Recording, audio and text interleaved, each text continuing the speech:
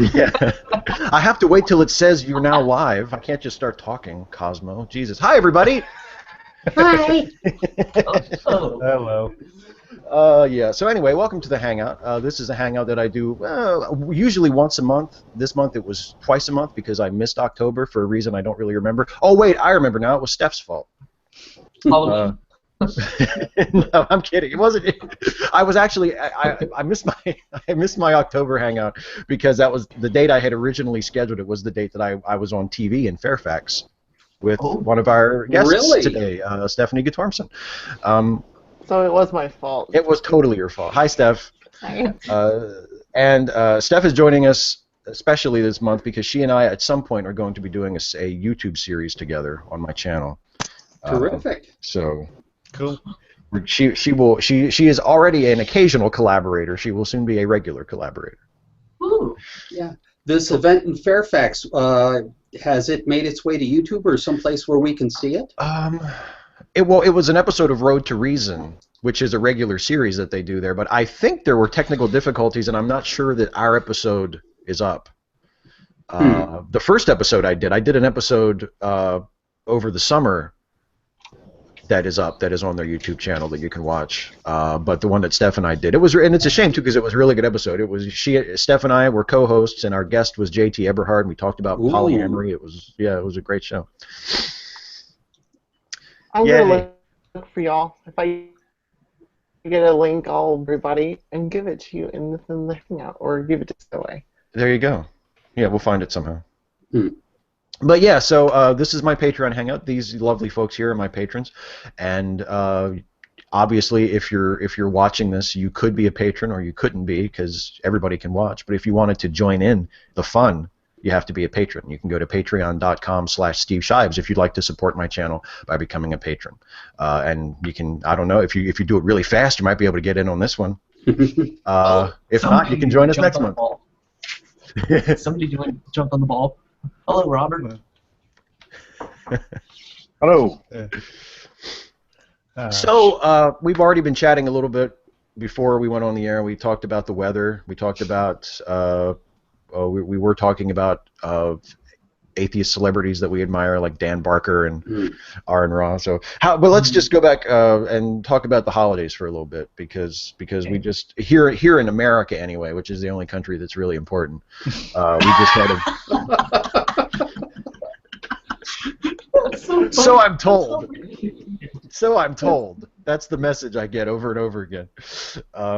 We just had Thanksgiving. So how was everybody's Thanksgiving? Excellent. Very quiet, actually. Had a lot of seafood. Really? Seafood? In Oklahoma?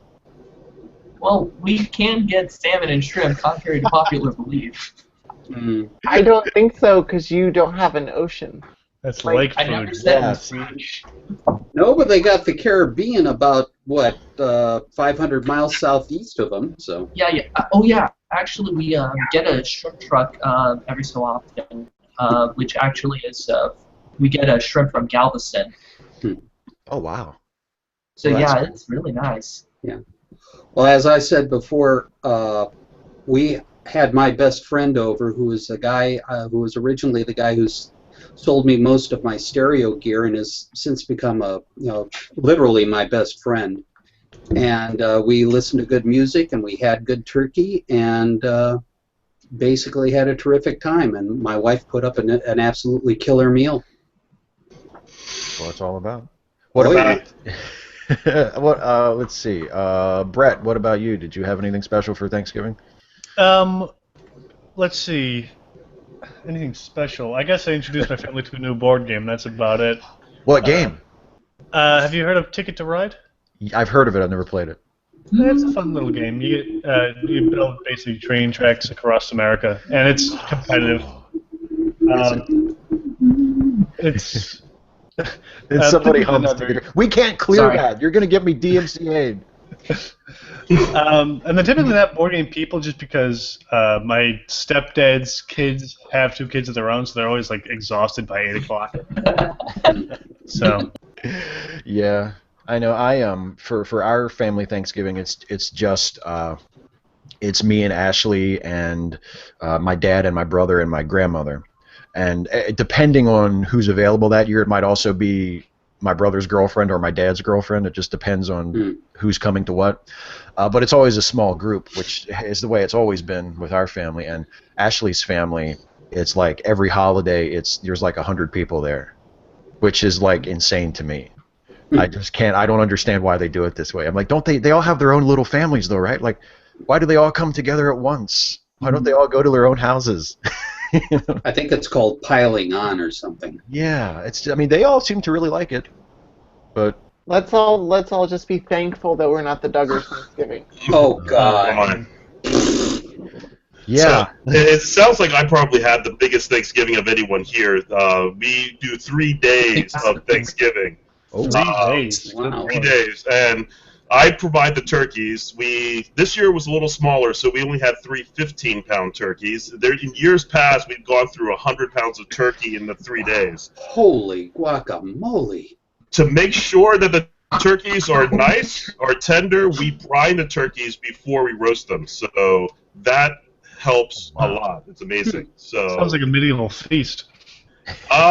that's pretty much what the host is trying to accomplish. So if only the house were a little bigger and we could have the huge table with the hearth at the one end, then we would do it. If anyone knows of any locations where we could buy a home that big, please let us know. And That's Steve, like- you would be welcome to come. Oh, somebody's got to help eat all that turkey. Christ. Yes, because I know you're not that far away. You can come, and Stephanie too. Hey, we'll have my Friendsgiving next year. God. Absolutely. Friendsgiving, I love that. We should totally do that. That's sometimes what we call it, because we call it our chosen family. So these are the people we want to be with. Wow. So that's my accomplishment for the weekend. I'm wiped out now. That's awesome. So- Well, thank you for making it. Let's hear it for tryptophan. Yeah. Probably Yeah. still full of turkey. Yeah. It sounds like so much food that the ghost of Christmas Present would go. That's too much food. Yeah, and the kids under his cloak would be gorged. Yeah, you know what? I used to wonder about that, because there's that in the story where he lifts up his cloak and there's the 2 starving children that symbolize what is it, ignorance and want. Are you just keeping those there, buddy? Yeah, I thought you had all that food, and you didn't share it with those starving children.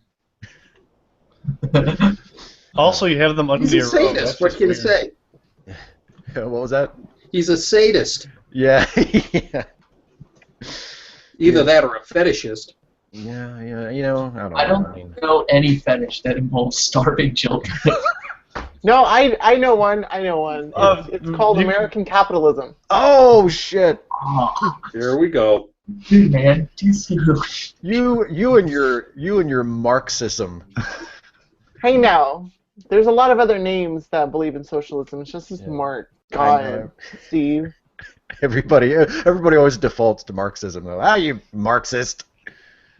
But I I'm heard not- that's a word related to something. It's the new Nazi. Yeah. Oh, do we need to have a new Godwin's Law then to go with it, or what? Yeah. Well, who wants to say it first so we can name it after you? We can call it Troubleshooter's Law or something. Oh, lovely. That's all I need. Oh man.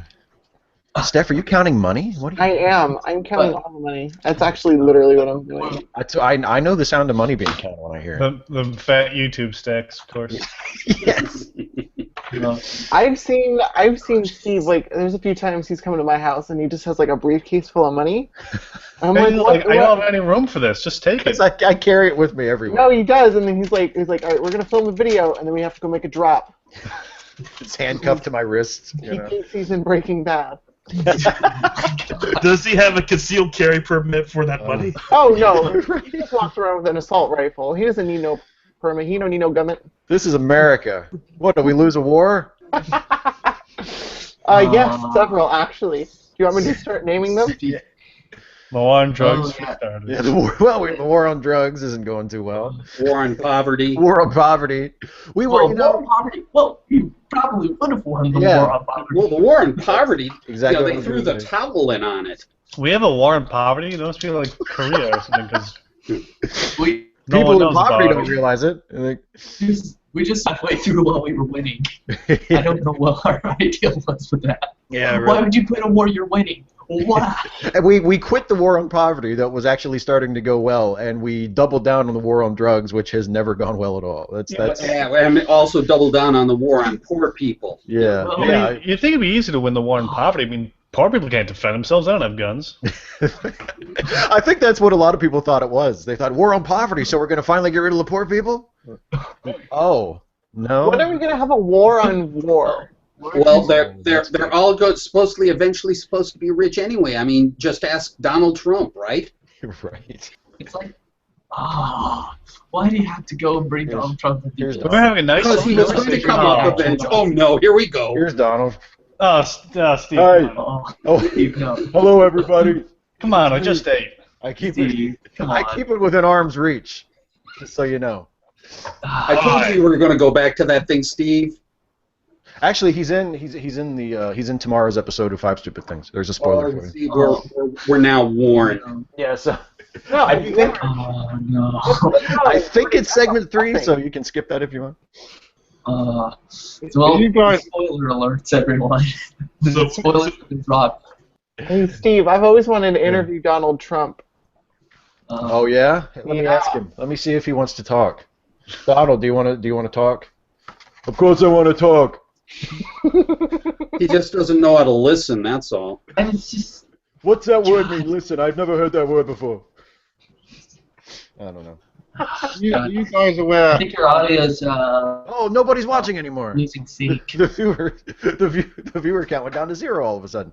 No, yeah, actually, I was writing the 5 Stupid Things videos for this coming week, and I kept having to add stuff to the Trump segment because I knew I wanted to say something about Donald Trump, and it's like every other day he was doing something else.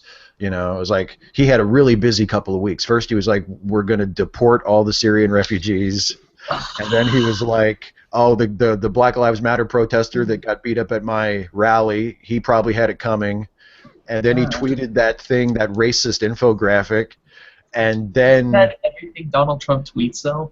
yeah, pretty much. What, he tweeted something racist? You don't say. I mean, I'd say it as sort of like the Richard Dawkins Twitter page right now. Oh. And now in a bird. Dawkins doesn't hold a candle to Trump. I mean, come on. No, that's not even a comparison. Yeah. No. Richard Dawkins is just plain ignorant. Donald Trump is actual. I don't know if I'd say he's ignorant. I mean, I just think he tweets without thinking, and then he has to walk it back. He doesn't filter well enough. Yeah. I sincerely hope so, but he really needs to put a filter on some of the stuff. Well, talk to Steph. She works for the Dawkins Foundation. Oh, really? It's not. No, come on. You're in trouble. You can't be going after my Pope like that.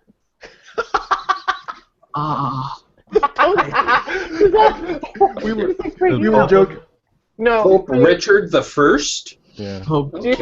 Do you know how many times? Do you know how many times I have to hear about his Twitter? Do you know how often I hear about his Twitter? Too often. A lot. Every I'm so hour sorry. of every day. Every hour. It's fine. I know.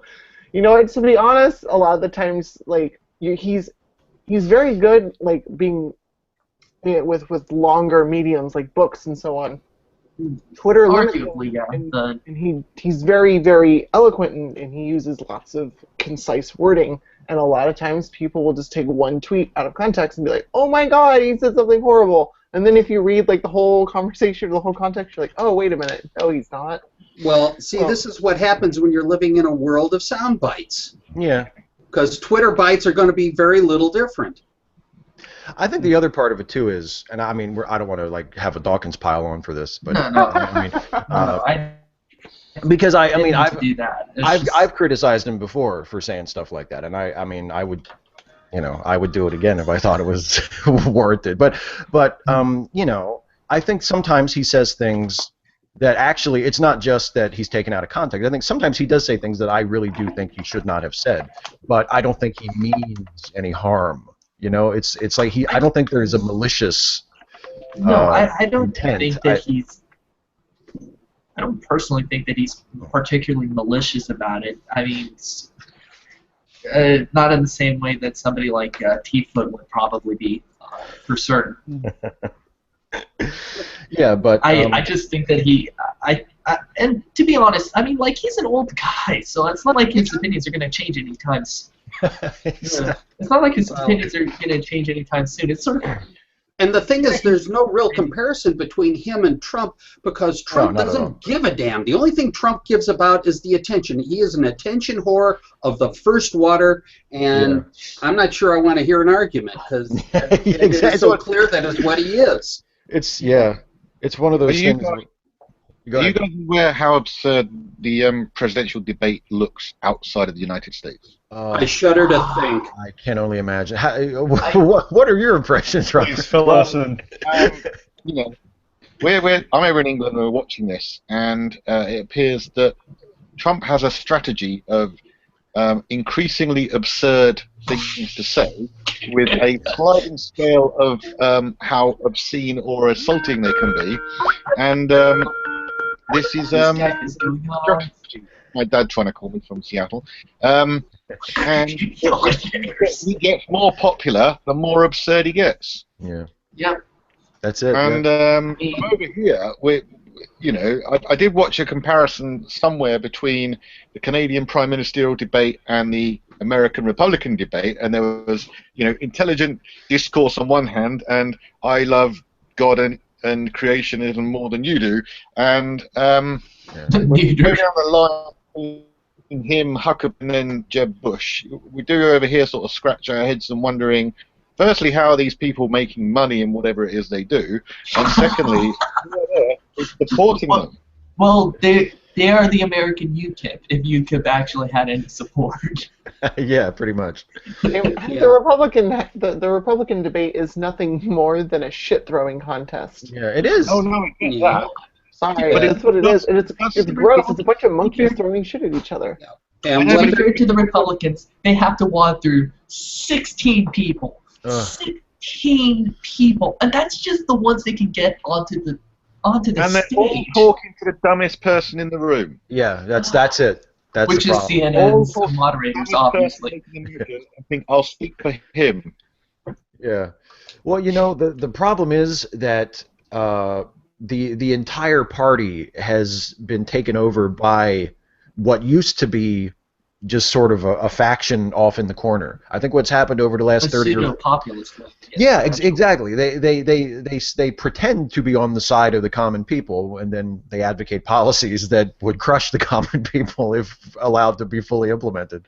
And it seems like over the last, because look, someone asked me, someone had a "you had to ask" question about this recently, where they said was the Republican Party always this crazy, or did it used to be more reasonable, And 40 or 50 years ago, I still probably would never have been a Republican, but they weren't nearly as just over the cliff like they are now. 40, 50 years ago, you were still talking about, advice and consent and some degree of cooperation or reaching across the aisle. And now it's an exercise in finding how low the lowest common denominator can go. Yeah. And it's as I said before, it scares the life out of me because I'm not convinced that they've gone as low as they want to yet. Well, then the thing is, and I think the point that Robert was making was that the electoral base rewards them for it. Like the more terrible things that people like Donald Trump say, the more positive attention they get for it. It's like they're the kids. Well, they're the kids who act up in class. Europe. Sorry to interrupt. No, it's okay. Yeah, it's the direct opposite of Europe. Because in Europe, obviously, we try and people seek out either the person who's most coherent, may not necessarily be right, or the person that seems to have the most identifiable ideals.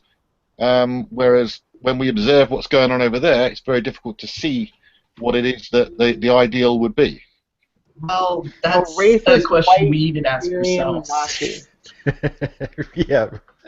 It's more like a pursuit of attention-getting than it is anything else. And, of course, Donald Trump is the master of that, or at least he is for the moment. It's funny because I always thought that like when I first saw his campaign, I thought he was some kind of Democratic psyop to discredit the Republican Party. This can't be serious, right? We've got to send this thing This has to be, so. the Democratic Party has to be pulling the Republicans, because there's no way that any serious establishment Republican would have ever allowed Trump to actually get into the ticket. Well, but the thing is, the Republican establishment, I mean, I back when Trump first started to surge over the summer, you would read this more often, but you still see things about it occasionally, how, the Republican establishment is starting to panic a little because they realize that, they don't want Trump as the nominee, and what are they going to do if this keeps going and Trump actually starts winning primaries, and, and my response to that has always been, well, you guys created him. I mean, the Republican establishment, you're the guys who created him. No, the correct answer is that you vote for a socialist. Yeah, you vote. Right, okay. What does socialist mean? Because socialist over here means something completely different to socialist in the United States. Socialism here might as well be communism. Yeah, exactly. According to That's some what most people people's talk about. definition. Yeah. Well, would you? We have a national health service here. Well, now you're the Eastern. Well, the funny thing is that I think that the American politics is now approaching the scenario of the Eastern Front on Europe. You either go with the fascists or those communists. Pick your poison. And your perceived poison, I should say. It probably means the same thing, but I think just people tend to use it as a scare word over here because they're idiots. Yeah, okay, but I mean, obviously, parties here are not thinking of getting rid of things such as a national health service or, things like that, and taking pensions away from people.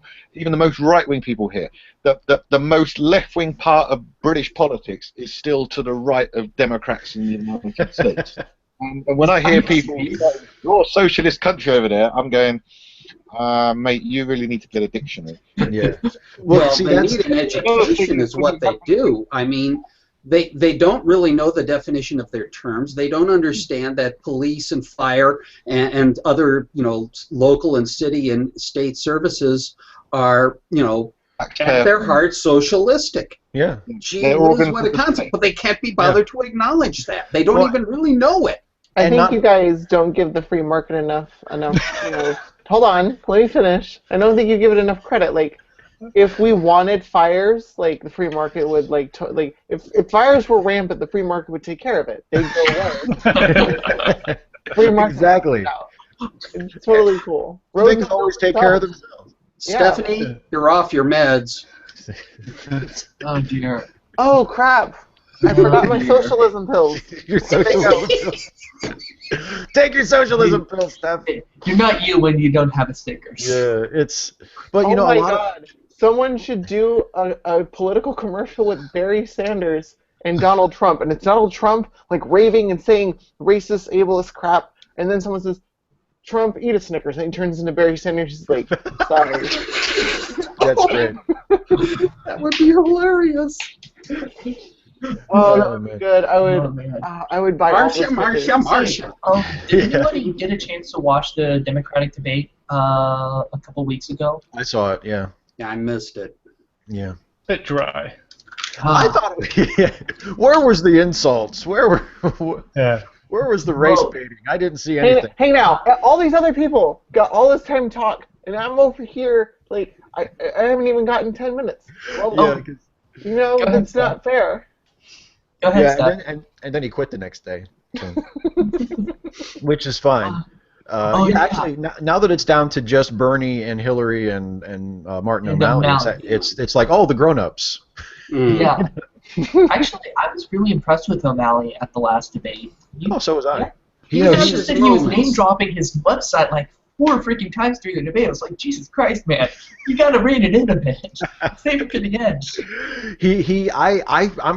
I could be wrong because I really don't know what I'm talking about, but I kind of think that whoever the nominee is for the Democrats, whether it's Hillary or Bernie, that O'Malley's going to be the VP. I mean, I don't think O'Malley has a realistic shot at getting the nomination. I think it's definitely going to be Hillary or Bernie, but I think O'Malley is he's running for second place at this point.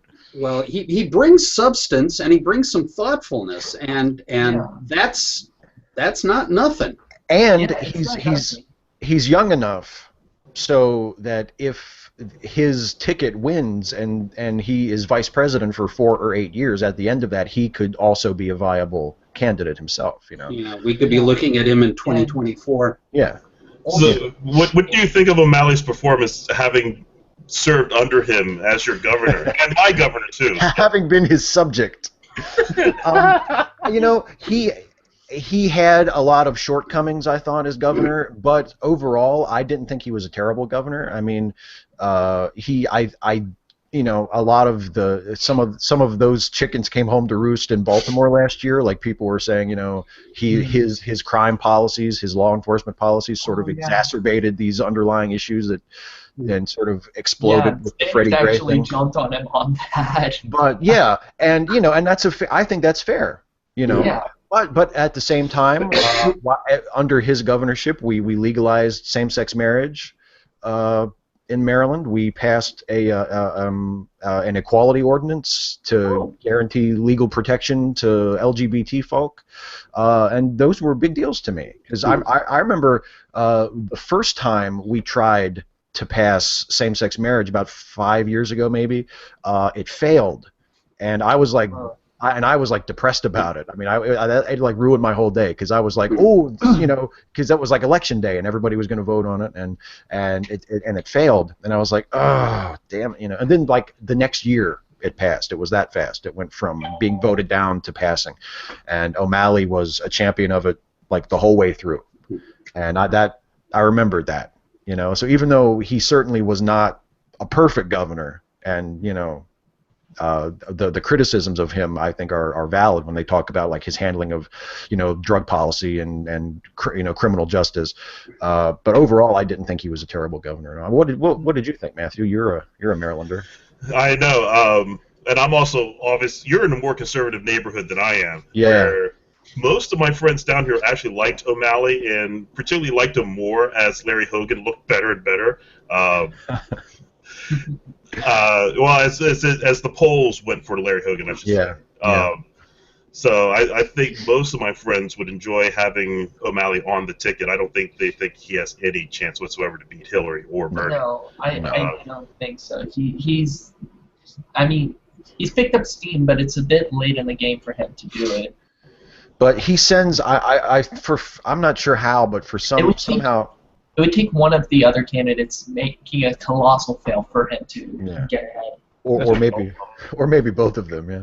So at this point, we're in a three-way for the Democratic polls, right? Yeah.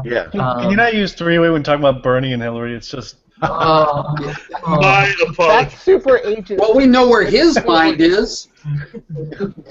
It could be anti-Semitic. You don't know. Why is no one... Oh, I know why, because no one wants to say anything about Hillary. I will. Yeah, she's gross looking. You know what? I love it, because my mother always talked about how ugly Hillary is, and I'm like, Ma, you look just like her. You look just like her. Ouch! She was like, fuck you! Do not ever tell anyone that they look like Hillary Clinton. Oh, believe me. Horrible. You look at her eyes, you look at her smile, you look at her cheeks, and I'm like, you look like Hillary. Hey, okay, I need to correct you on something. Hillary Clinton does not smile. There are pictures where she certainly has her teeth showing. I don't know if those count as smiles. That's not the same thing as a smile. A smile requires happiness and humanity. And well, you could look a lot worse than Hillary. You could look like the old Iron Lady from Great Britain. I can't even think of her. Thatcher. I mean, you want to break your monitor? Look like her. Oh God. I kind of wish that she was more left-leaning, though. Let's please not repeat Thatcher here in America, please. Please. Yeah, you made Robert leave, apparently, talking about it. Yeah, right. Thatcher, fuck this. Well, for me, it's interesting because Hillary Clinton's about a year within the age of my mother, and I'm about a year within the age of Chelsea. And there was a girl in my class that looks just like her. That's just like Chelsea, which was she got ribbed for it a lot. And I'm still, if she's watching this, I'm very sorry. I feel worried because you took part in the Chelsea-related ribbon. I'm pleading the fifth. Ha ha! You look just like the daughter of the most powerful people in the world. Like, how's that an insult? No, the most powerful people in the world are the Rothschilds That's and true. the Illuminati and the New World Why do you Order. do that? The 13 bloodlines. You see, that's Exactly, the one reason exactly. I can't go out and Go police Israel! like that, where they go, oh, the Rothschilds and the Illuminati are taking over the world. And it's like, you know, for some of the smartest hackers in the world, I would have figured that you were a little smarter than this. Who Yeah. owns Rothschild.com? Because if it's unowned, we should all buy Have it. any of you ever seen like that American Liberty, what was it called? Like the American Dream cartoon? I don't think so. No. Oh, you Doesn't sound need familiar. to see it. It's some of the most bad shit, crazy libertarian Rothschild conspiracy theory I've ever seen. But I'll have to check it out. they turn the banks into like a literal super villain organization called Red Shield. Wow. It's so amazing. It's so amazing. You need to see it. If for nothing else than just the sheer batshit insanity. Also, they steal Marty. They run over Marty McFly.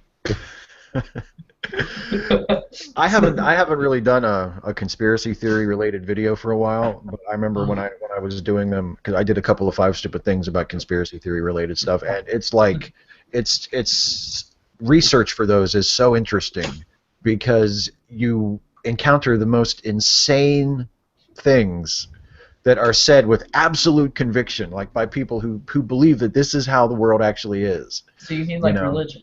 Yeah, kind of. And there's a lot of crossover, yeah. I mean, the way that people rationalize it when they're confronted with evidence that would seem to rule it out, it's very similar.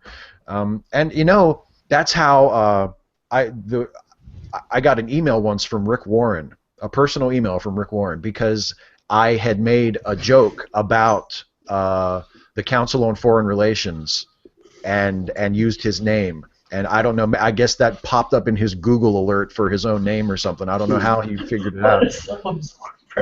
But and this was like before I had a YouTube channel or anything. Like I was like I just had like my blog on my Live Journal, and I wrote an article about conspiracy theories. And you know what? One of their big boogeymen of a lot of the New World Order conspiracy theories is the Council on Foreign Relations. They say like, oh, these are like these powerful people, and they get together and they decide what's going to happen. And I was joking about, because you go to the Council on Foreign Relations website, and it's like, I mean, there are some really impressive people, but then there's also like authors and pastors, and you know, and one of the people on their list of members or associates is Rick Warren. And I said, yeah, look at all the sinister people in the Council of Foreign Relations. Look, oh, Jimmy Carter, Rick Warren, and Rick Warren sent me an email about it and said, am I really sinister? And I wanted to say, well, yeah, kinda, but I didn't say that. I actually said, do you have people Googling your name, like, at your office? Like how did you decide this was worth writing a personal email? Maybe he's less sinister than he is paranoid. Yeah, I guess. I don't know. He has to crack down on the people that are learning the truth. Well, he does Yeah. seem to have a global web searching his name. Yeah. Now you see, this is why people think the conspiracy is real when you do stuff like that. Right. It's like, wait a minute. Oh my God. Oh God. They're on to me. Yeah. Rick And then you Warren is become, watching. and then you become Alex Jones without the followers. Yeah. Well, could he be Alex Jones without being as loud, Oh my please? God. I love this one line that Dick Coughlin had said about Alex Jones, is that he's the only man you can actually hear without having to turn on your radio for. Oh, Alex Jones' show is starting. Welcome You to the can Alex hear him Jones within Show. a 100-mile radius of the damn place. God. Maybe Alex Jones is the reason for global climate change. What with all the hot air he's Yeah. spewing. I think my favorite one, and this is totally unrelated to his usual batshit crazery, but it was one that Dick Coughlin had pointed to in his left-wing propaganda podcast, where he had suggested that the reason why Jeremy Clarkson got fired from Top Gear wasn't because he punched his producer in the face, but it was because he was not, and I say this, he was not a pedophile. Oh, that makes sense. Yeah, of course. Yeah, if you were in like the 1970s BBC. You always hear about non-pedophiles being fired, you know? Yeah, you know the conspiracy theory, how pedophiles rule Hollywood, right? Yeah, exactly. Yeah, exactly. I mean, like maybe it's the 1970s, 1980s BBC. You'd have a point. Yeah, right. It's not. I mean, I wasn't that in those hacked Sony emails? Oh, We have to get rid of all these non-pedophiles. like that's a serious. Yeah. That's Sony, not Subway. Well, I mean, like if the BBC wants to. I don't know why you would want to fire the non-pedophile, though. It seems like it's extremely counterproductive. Really quick, I don't know if you've seen this joke yet, but when Jared was sentenced, they gave him 15 years. He raised his hand and asked the judge if they had anything younger. Boo. Yes. Oh. Steph, you need to improve on your material, dear. I got that from the internet. I feel like someone needs to tell a dead baby joke to cleanse our palate. Okay, let me see. Yeah, like dead baby jokes. All right. There's nothing wrong with dead babies. You know, enough mustard, you're fine. Yeah, right. Atheist Thanksgiving, I guess. Absolutely. No, atheist Thanksgiving is what happened at Planned Parenthood. Oh, yeah. Yeah, that. I put down there. Yeah, stop referencing depressing current events. Yeah. Okay. And we can talk about awesome current events, like the fact that you and I are going to do stuff on your channel, which should be super fun. Do we have any idea what we're even going to do yet? We have two ideas. One is we were going to debunk stuff together. Yeah. Or we were going to pick a topic and then you and I were going to just shoot shit about it. Yeah, which, would be easier. Of course. Can we? The easy thing, not the one that's. Can we do something that won't require writing or any sort of preparation? No research whatsoever. No research whatsoever. What everybody else does. Well, then what you do is this. Yeah. The Hangout. Let's just do this. Let's just monetize this. Shit.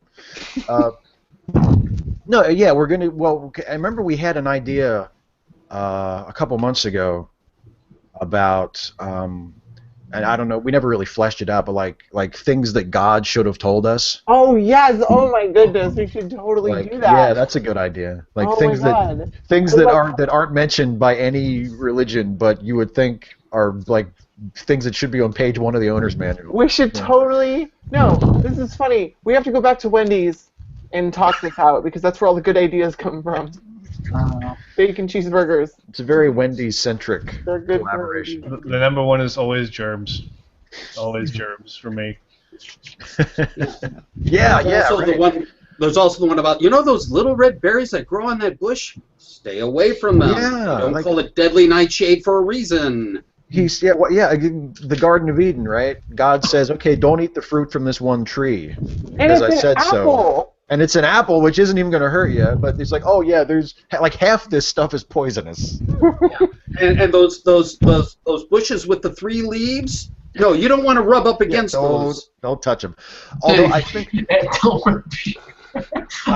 complete the joke. I can't complete it. I'm not. You have to get this PG-13. Yeah, this is a family show. I can't. I'm not a theologian, so I don't know if this is like a widely accepted explanation for this among Christians. But what you hear often from conservative evangelical type Christians is that everything was fine until original sin, and then I guess that's what poisoned the berries and made poison ivy itchy. Salad. Well, Steve, that idea is the same idea that says lions didn't eat other animals. Oh, that's right. Original sin. No, that's right. They had salad and And Yes. more salad. Yeah, They those had- big sharp teeth for eating Yeah. salad. Yeah, and all of a sudden, bicuspids turned into canines, right? Yeah, exactly. Another one. I wonder how does that work? Was it? I mean, I guess was it like some sort of a magic spell that fell over everything, or did the other animals see Eve eat the apple and go, "Well, shit, I guess there are no rules"? I mean, like what exactly happened? I mean, I'm still confused as to why lions were eating vegetables to begin with, though. Because Jesus said so, man. Come on, keep up. So here's my question about the poison berries. So let's say original sin caused berries to be poisoned. Did it create the poison inside the berries, or did it make what's inside the berries poisonous to humans? Come on, creationists, what's the answer? Now you're just. God did it. You- Move on. Yeah, Question answered. yeah, like. Well, which one did he do? I think it's Which like one well, did you do? Both. that's all we need now is a creationist techno geek. Yeah. The, Can you imagine watching? There's a book. Can you imagine watching the nature like Animal Planet back like in the Garden of Eden, and now you see the female lion stalking a block of tofu. Watch as she sneaks up on her prey, and her prey doesn't care because it's fucking tofu. Richard Attenborough wouldn't have a job. Yeah. David Attenborough. Richard Attenborough is the filmmaker. They're both British. What's the difference? They're brothers. No. Sorry, Robert. Robert, I could hear you roll your eyes all the way from England. But, you know, that's often thrown at me as a valid argument. You can discuss anything with anybody. Oh, you're not American. Shut up. What do we care what you... Exactly. You know, that when we were talking earlier about, you know, how our American politics is so screwed, I mean, a lot of that is, I think, also that a lot of Americans, and I think the general culture of America, popular culture, is sort of raised to not care what other countries think. Yeah, You know? yeah. I mean, we're taught to not care. So if people over in England or over in France or even up in Canada, or so, if they have something critical to say about us, who cares? Well, take a look at our media. I mean, you take a look at World News Tonight or CBS, CBS Evening News versus taking a look at Al Jazeera or BBC News, and take a look at the difference in the span and the scope of what they're looking at. It's day and night. Yeah. Yeah. Actually, though, but I think that's true of a lot of places. And, you know, America is pretty guilty of it, but it's not like they're the only ones who are guilty of this. You find this in almost every walk of life, even in like in Japan, where my mother is from, and I've gone to visit my family there. I mean, you do run into that kind of things from time to time, where it's sort of the things can be a bit localized. Yeah. Well, I think it's like proportion to the international politics of the country. So, for example, Japan didn't deploy thousands of troops in different countries all over the world, or have some kind of imperial, apart from commercial imperialism, going around the world.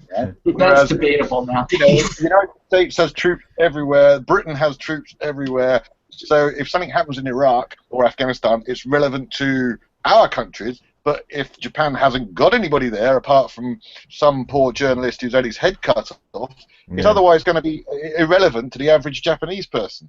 And that's not deriding Japanese news. No. But if no one can connect to the story, then yeah, it doesn't. It's not. It's going to be lower down their news agenda, I imagine. Yeah, it's a matter of relevance. Yeah. Well, and it is. It also. It sort of. It makes it worse that the prevailing attitude in the United States is one of mostly indifference to the rest of the world, when we are one of the countries that has the most power to influence and affect the rest of the world. I mean, it's a combination of apathy, but also like being one of the biggest, most destructive kids in the room. Yeah, it's a difference in self-involvement. Yeah. Oh yeah. Okay, but it's also, I mean, I'm in the British Army, so I see my nearest connection with America is obviously my dad's American, but the American military. And just as an example, when in 2011 was it, when they were changing Don't Ask, Don't Tell, I was in Kabul attached to the U.S. military, and they were all in horror that this was going to affect their military. There was absolute palpable fear, and we had Admiral Mullen coming on AFN. Telling people first of all, he explained what a homosexual was. Then he had to explain how that relates to them being in the military, and he said some really sort of things that to my ears sounded fucking obvious, but like, you may have colleagues right now that are homosexual that you don't know about. And we're scratching our heads thinking, do you really need an instructional guide on how to be a decent person? Yeah. And, you know, we said we had the similar thing 10 years before where we changed the rules and nothing happened. As quick as a flash, nothing happened. There was no breakdown. There was no. It's so sad because, nothing happened. Absolutely nothing. It passed without any whatsoever. And the sad part is that 2,000 years ago, when the Roman Empire was still a thing, this would have never been an issue. No. Yeah. Like, the Romans could give less of a shit if you were betting on How would those Greek tragedies have played out? A woman. Yeah, and the thing is, you I've got a news bulletin for some of these guys because I had a very dear friend who served in the Navy not very long after the Korean War, and for what he told me, I mean, gays and lesbians were all over the place, were closeted as hell, and served as well as anybody else did. So, you know. Well, that's why that conscript in a professional military, though. So if you were conscripted, then fine, they've taken you as you come. If you choose to join the military, the anti-gay people would argue, well, you knew what you were getting into. Yeah, I'm pretty sure he enlisted. I mean, that was actually, as I say, it was post the Korean War, and I guess he served for like 4 or 6 years. But the story he told was that, you know, they were out there, they were discreet, and mostly they served, and what was the big deal? Well, the Israeli military has a separate set of rules, which is they have no rules. They have no distinctive ruling on homosexuality or otherwise. They just have a simple rule that if you're messing around with somebody else and it affects the unit, then it's forbidden. And that includes men and women. And that seemed to me like a pretty sensible rule that, you know, lacked any type of discrimination. So, well, you see, there's your problem right there. It's pragmatic. It's pragmatic. Until one kid from Palestine tries to join the army, and then everything falls apart. But you know, that's another thing that I noticed that I complain about a lot when Americans engage with things that are still problems for us that other countries have kind of gotten a handle on. We act like it's never been done before. You know, like Robert was saying about the lifting "Don't Ask, Don't Tell" in the U.S. military. And we're like, oh, this is going to ruin everything, and other countries have already done it, and it's fine. You know, same-sex marriage, other countries have already done it, and it's fine. And saying this is going to break down discipline, but nothing happened. No, it's this is the same thing that we were talking about before, Steve. When we, you know, a couple of hangouts ago, when we said, you know, you have these people who live in these localized, very insular communities, and they think that's the world, and that spell has got to be broken, because until it is, they're going to continue thinking that way and think that nothing's wrong. Yeah, mandatory passports. That wouldn't hurt, but most of them don't even have passports in their life. And it can't be to Tijuana. There were, I mean, you're right, that localized thinking. I mean, I remember I grew up in a town where the population of the actual town was 400 people, and I remember people losing their minds over the fact that a new ski lodge was opening like 15 miles away. And people were like, "This is going to ruin the town. We have a nice quiet town, and now all these people are going to be coming through." And you know, and they built a McDonald's, and everybody was like, "Oh my God, a McDonald's!" And they built like a hotel outside of town. And everybody was like, "Oh my God, this is the end of everything." You know. Can we start calling that North Here's the Korea difference syndrome? between the two. One is become a tourist attraction. The other provides sustenance. Yeah, exactly. And guess what? The town is still tiny. The ski lodge has been there for 25 years at this point. The town is still maybe 500 people. I mean, it didn't change anything. Nobody wants to live there. Hey, they gained a few hundred. They gained 100. Yeah, they gained I think it's a few more people. We have meth labs now, so that's cool. Lovely. Jimmy, Steve Very, Hodges, very look nice. what you've done to our town. You brought the medics in. Those damn That skeeters. Yeah, but you know, and it's the same thing whenever people try to talk about gun control, you know, and the anti-gun people are like, oh, but that it won't work, you know, all these gun laws just not going to work, and meanwhile, Except for like Australia, Britain, Canada. the rest of the civilized world is like Belgium. raising their hands, going, actually, it works pretty good. You know, Well, actually, it's funny because like yeah. even among like, both I have two friends, both of which are well, one is a gun. My best friend is a gun owner. My other friend is a sort of a very sort of like a very pro-gun kind of guy. But it's funny because both of them think that the level of lack of regulation that we have here in America is absolutely freaking insane. Like it's insane that we're able to buy assault rifles. No, from those are for Walmart. protection. That's not the same With bit 100 round clips. I mean, between having that many and access to them and the shootings. You know, I mean, like. when Mike Huckabee goes, oh, well, it's a mental health problem. You go, no, it's the crazy people getting guns problem. That's the problem. We have crazy people everywhere in the world. We don't give them guns. Well, I hate the fact that it's that one. I'm not like if you want to own a gun, that's fine with me. I'm not gonna hold you against that. I don't think that it's particularly feasible. But here's the thing: we can be sensible about this. All it would take is just some background screening and some more sensible restrictions on what kind of guns the civilians can purchase. And that's really all it would take. All you do, Not to mention, it's please so don't. easy. You take all the laws that you apply to owning a car, and you apply them to guns. At a minimum. At a minimum. That's something I proposed a long time ago. But owning a car is not a constitutional right. All right, go for it. The problem is that people in the U.S. treat it as a right. It's a constitutional right to own a gun, and it's so easy to get a gun. We even restrict speech. You know, we do that. That's true, yeah. Yeah. But not And then guns. Well, no, I mean, we do. No, We we're restrict just guns, as stupid here in America about free speech as we are about guns. Let's be honest here. Yeah, but that's We're just as stupid. About that.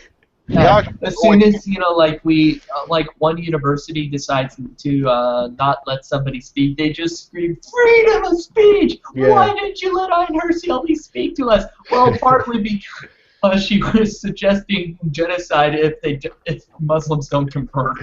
Yeah, there was someone, I forget who it was. I'm gonna have to go back through my Twitter feed and see who it was. But someone tweeted a really great illustration of that. Where if you don't invite a person to speak because you don't like what they have to say, that's censorship. If you invite them to speak but you protest what they're saying, that's censorship. If you invite them to speak but you ask them a difficult, challenging question or whatever, the only solution is to just let everybody say whatever they want and to just sit there and just absorb it.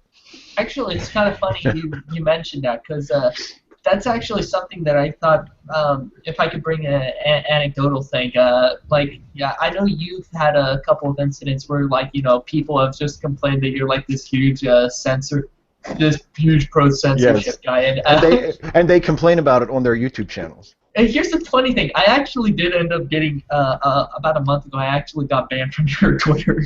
Really? What did you say?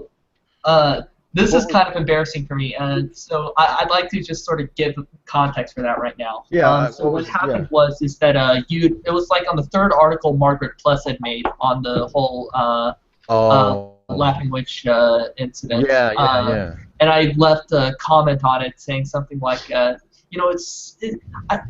this day, it still amazes me that people think that this sort of action is justifiable. But I think because I worded it so vaguely, I don't know if you had interpreted me as saying that about Laughing Witch or because I was trying to address Summerfoot's fans. I can't remember. I can't remember. remember. That was so freaking long ago. I can't remember specifically banning you. If I'll go through my list and find you and unblock you, but because I also I also run an auto blocker, so it's possible you might have gotten caught up in that too. But I'll go through and find, because that happened to someone else. There was someone else who contacted me on YouTube who said, I just got blocked on your Twitter, and I didn't remember blocking them. So. But here's the thing. Here's like the overarching thing. Like, yeah, I was a little weirded out that I lost. I got blocked. But here's the thing. That's okay, because if I say something stupid on somebody else's page, they're not required to listen to me. I can argue my case if I want to, and that's within my right. But not listening is also a freedom of expression. They're not required to listen. Yeah.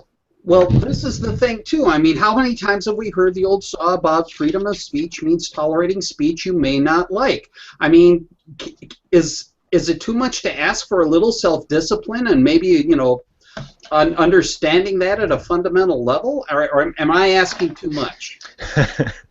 Well, I think a lot of people, the confusion with a lot of people is just they think that freedom of speech means that... Freedom of all speech. And freedom. See, the way the example I've used when talking about it to people, like specifically to people who complain about like being blocked from people's YouTube channels or Facebook or Twitter or whatever, is if you consider blocking someone who has said something offensive or unacceptable from someone's YouTube channel as a form of censorship and an abridgment of free speech, then by that logic you must think that newspapers have to print every letter that is sent to them. Because why didn't the editor choose my letter? Why didn't the editor? Well, I wrote a letter to the editor. It was a great letter. Why didn't they print it? That's censorship. I mean, people are allowed to control their own platforms. Yeah, but the thing is, you're asking both for a sense of understanding and a sense of maturity. And boy, I'll tell you what, it's scary how little that is in evidence these days. It's the maturity, certainly on the right side of the spectrum, has gone out the window. Do I have to point out that we do not have the right not to be offended? How many times have I said that? I must have said that a half a dozen times on your channel as it is, Steve. I love that phrase. And God knows I get offended enough. And I mean, ducks back, people. Little water. What's the big deal? Well, but I agree with that. But at the same time, I mean, I do acknowledge that there are, there are things there are forms of abuse or insults or harassment that people are perfectly within their rights to raise a stink about. I mean, and the way I look at it is it may not offend me, it may not affect me in any way, but if another person seems really deeply, seriously affected by it, like I take that into account. It doesn't mean that I feel exactly the same way, but I recognize that people process things differently than I do. The difference between like your YouTube channel and my Facebook or whatever is that those are private mediums. That people forget that there's a difference between a private medium such as those and a public medium, say I don't know, like a court, not like a court with a judge, but like just like an open space for like getting on a soapbox and saying whatever you want. Right. And universities happen to be one of those public spaces. If they invite someone to speak and other people don't like it, you know what? I said this in a really long Facebook post. I said you have three choices. You can go, and you can use your speech during the Q&A to say that they're wrong. 2, you can not go and use your speech to encourage other people not to go. Or I forgot what the third one was. Unfortunately, I feel a little bit like Rick Perry at the moment. But oops. Point being is that you can do other things other than just be like, oh, well, we don't want to hear it at all because offended. That's dumb. Yeah, and let's not forget the choice of how about suck it up and say, well, I don't agree with them. Okay, I'm going to go do this. Yeah, but I see the other side of it too, though. I see people who say we should not, like, our university should not be inviting this person to speak on campus because what this person says is is deeply hurtful to a group of students. I mean, I can see that side of it, and I don't think that's really censorship. I mean, But you only have so many well- slots to invite speakers, yeah, right. Are Yeah. you gonna waste it on some like neo-Nazi or something? Or are you gonna invite people who students are gonna come and see and not protest and scream about? Yeah. Right. Well, I mean, like, look at like any single person is. We're all human, right? So, are we going to start picking apart the opinions of someone on every little tiny thing? Like, oh, that person's like a really good mathematician, but they don't like Star Wars. Protest! Like, I know that's a really stupid thing to say, and it's a kind of like an off example. This Yeah. is this is That's America. what I'm It will getting at. eventually get to that point. What would have happened? I went to see The Unbelievers last year, and it was wonderful. Yeah. And Dawkins and Krauss were there. But what would have happened if some born-again group had gotten all bent out of shape and say, oh, we've got these atheists coming, we can't permit them to come here because they're spreading this terrible atheist, godly stuff. Do we really listen to them, or do we recognize that, again, get used to stuff that you don't like, filtered if you must, don't attend if you must, but, can we be real if there is more than one opinion out there? Yeah, and it's always going to be a judgment call. I mean, if the objection being raised is, well, we just don't like what these people have to say, and it's just because they're a different religion or they're from a different perspective, then yeah, of course it's, well, then just don't go.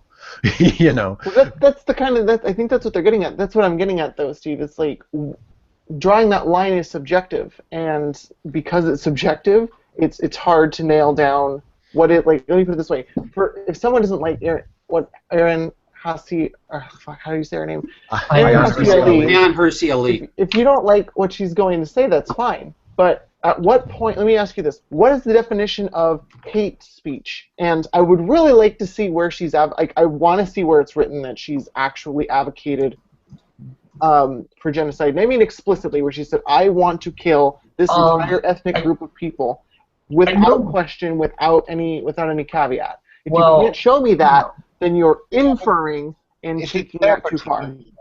Yeah. All right. I think the one I was referenced, it was something that Richard Coughlin had brought up in his Sam Harris v. Bill Maher v. Ben Affleck podcast Oh, God. from like a year back. And the specific one was, I think, from an article in Reason magazine she did. At least that's as far back as I can cite it, from like 2008. And she actually said in that magazine, "I would like to take this entire ethnic group of people and slaughter them, just kill them all." No, yeah, I think she what didn't. she said. Oh, No. cool. I just wanted What to make she sure said she didn't was say is that. no, because that would have been really stupid. No, when she, I mean, here's the thing about people who believe in conspiracy theories or people who would wish to advocate for genocide. They don't usually outright say they're advocating for genocide, unless maybe you're Pamela That's Geller. interesting. But Unless you're Pamela Geller. what I'm getting at here's is the I'm thing. waiting for the part where you tell me, like, this is Okay, what she so said. what she said is that one of the things that this is a paraphrasing of a paraphrase, so you take this with a grain of salt. Oh, don't worry, I already have. It's already on my fries. Okay. But so what she had ended up saying is that one of the things America could do is start an invasion of the Muslim world, to tell them we won't take this anymore. We are here to crush you. And essentially, the goal was to force them to convert at gunpoint. And if they didn't convert, Problem is, we're not a Christian nation, so convert them to what exactly? Convert them to secular democracy. I assume. Well, like I assume I assume secularism would be the preferred, although probably Christianity, considering the context of America. Well, you Yeah, convert believe them- me, Yeah, people are not going to want to convert them to secular if they didn't or atheists convert- or something. They're going to be like, yeah, go Christendom. You convert then- them to secular democracy at gunpoint, so you know it'll take. Those crusades were a good idea, right? Those And worked if out you for us. don't- You Convert will them. vote. You have no Yeah. choice. And if you don't convert, then you are to be defeated. When you can fill in the blanks as to what defeat means in that context. especially when she's using language like "we are here to crush you." Problem. You are filling in the blanks for someone else. You are putting words in someone else's mouth, and that's not rational. You can't do that. I would personally. I'm going to go find this article myself. I'm going to go find it myself. I've never. It's fair. It's fair to draw implications. I mean. There's a difference between drawing an implication and putting words in someone's mouth. I mean, right. You can because when you make the claim that they hold a position, they have to have explicitly made the position clear. Right. Otherwise, well, they said a thing that might mean this. That's all. That's as far as you can go. Yeah, and maybe you shouldn't say. Yeah, you shouldn't state it as though you know for a fact that that's what that person thinks in their mind. But it's fair to say that they have said things. Yeah. Right. Yes.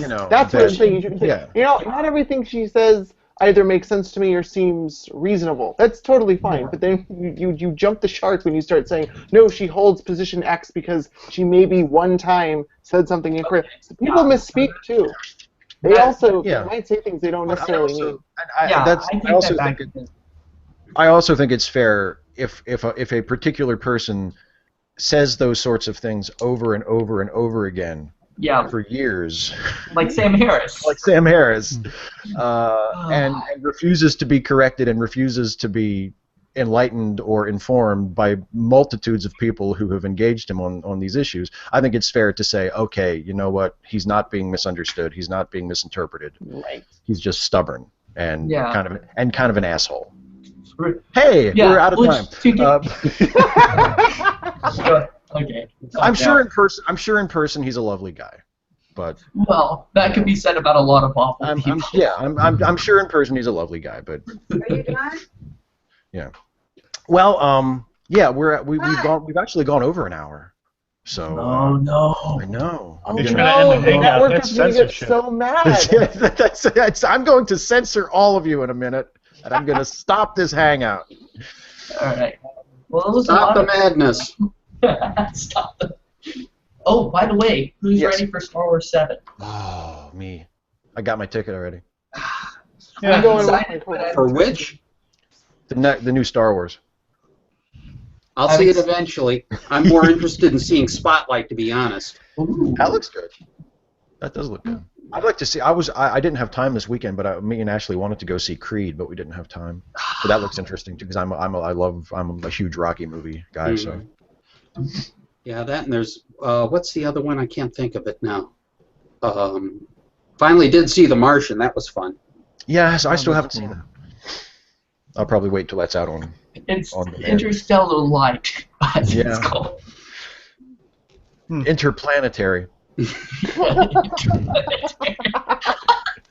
They don't go to a different star. They just. Well, anyway, thank you guys. Matt Damon.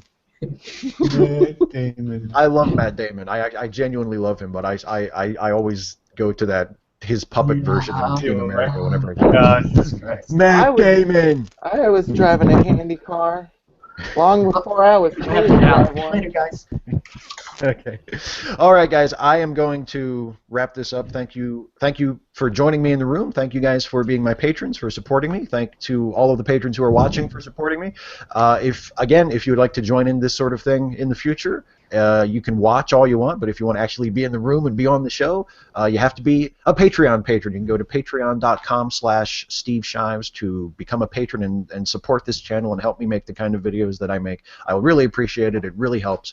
And thanks to everyone for watching, and thanks to everyone for joining me for the show. We'll do this again next month. Terrific. Take care, Steve. Bye.